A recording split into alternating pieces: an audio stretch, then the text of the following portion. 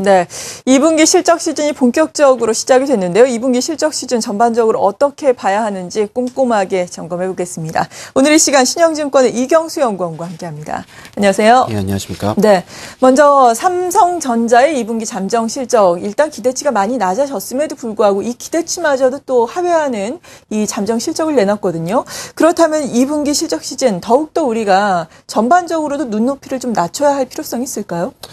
네, 일단 뭐 말씀해 주셨던 것 같이 일단 애널리스트들이 어떤 종목에 대해서 실적 시즌을 앞두고 이익을 하향 조정한다라는 것은 어닝 쇼크 내지는 어닝 미스를 일 가능성이 크다라고 보여주는 그런 경험적인 사례도 있고 지금 삼성전자의 어떤 실적으로도 어느 정도 좀 판명이 된 것 같습니다. 근데 지금 2분기 실적이 이런 이제 삼성전자뿐만 아니라 모든 여타 업종군들, 어떤 여타 이 종목군들이 대부분 실적이 꾸준하게 하향 조정이 되는 그런 모습입니다.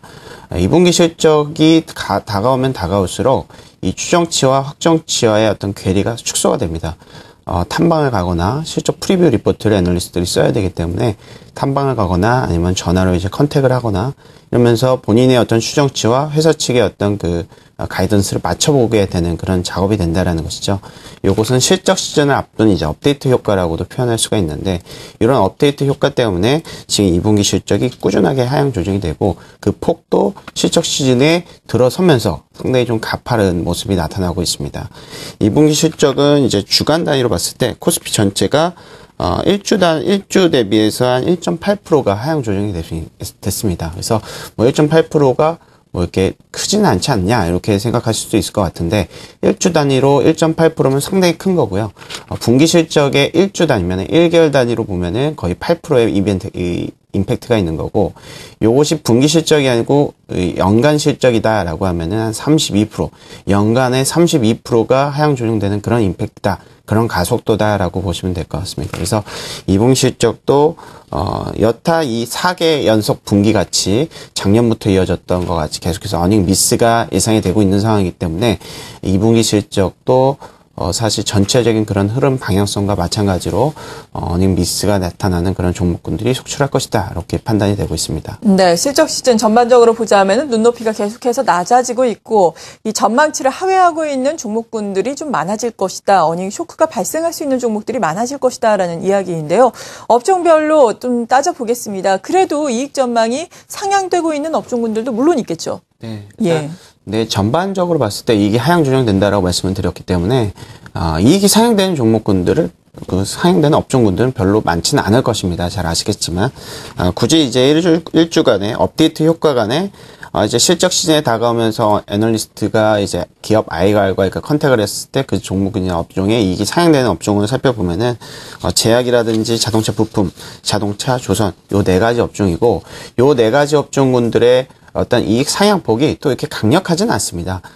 그런 모습이기 때문에 우리가 이제 이런 업종군들이 강력하게 실적 시즌에 아웃퍼폼 할 것이다. 물론 대안적인 측면, 이익이 상향되는 업종이 없고 종목이 없다라는 측면에서는 수혜를 어느 정도 분명히 받을 수는 있습니다. 그렇지만 얘네들이 어떤 구조적인 어떤 변화로 인해서 실적이 강력하게 상향되는 것보다는 여타 다른 업종군들 대비해서 이익이 상향된다라고 보시면 될 것 같고, 제약 같은 경우에는 이제 뭐 따져보면은 1주간 단위로 해서 2분기, 3분기가 모두 한 1% 정도 이익이 상향되는 그런 네. 모습이고요. 자동차 부품 같은 경우는 한 0.5%, 자동차도 거의 뭐 비슷하게 0.3%에서 0.4% 상향 조정이 되고 있고, 조선업종 같은 경우에는 워낙 이익 추정치가 낮았습니다. 그래서 2분기보다는 한 3분기를 살펴보자라는 그런 가이던스를 받고 있기 때문에 요 네 가지 업종군들이 현재로서는 이익이 상향되는 거의 뭐 전부인 업종이다 이렇게 보시면 될 것 같습니다. 네, 하지만 또 이익이 상향되더라도 그 상향 폭은 크지 않다라는 점 여러분 꼭 기억을 해두셔야 되겠고요. 반면에 이익이 하향 조정되고 있는 업종들은 또 많을 것 같은데 이들 업종군의 하향 조정 폭도 또 큰 건가요? 어떻습니까? 예, 뭐 유틸리티라든지 항공, 기계라든지 철강 업종군들은 꾸준하게 작년부터 하향 조정이 되고 있는 상황인데, 사실 이제 유틸리티 같은 경우에는 사실 좀 기대감이 있었죠. 그렇지만 이제 원전 비리라든지 여러 가지 악재가 계속해서 반영이 되면서 재차 이익이 하향되는 그런 모습이 나타납니다. 항공 같은 경우도 전반적으로 뭐 여객 수요, 화물 수요 모두 다 안 좋은 그런 모습이 나타나면서 시청을 하향 조정하기 급급한 것 같고요.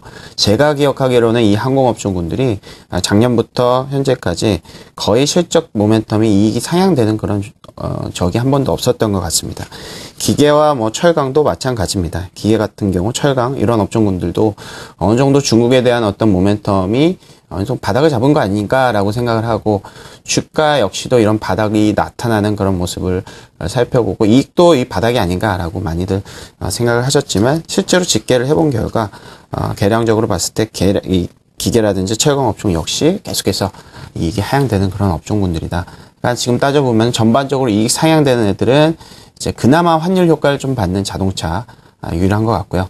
하향되는 업종군들은 여전히 소재하고 산업재가 이 중국 경기가 안 좋다 보니까 이런 이 연동성이 큰 업종군들이 이게 꾸준하게 하향 조정되는 모습이 관찰이 되고 있다. 이렇게 정리가 되겠습니다. 네. 이렇게 이익이 어느 정도나 나올까, 상승될까, 또 하락이 될까, 이런 기본적인 사항도 중요하지만 이런 것에 대비해서 또 주가의 움직임은 어떤지가 상당히 중요하지 않겠습니까? 밸류에이션 측면에서 보자면 어떻습니까?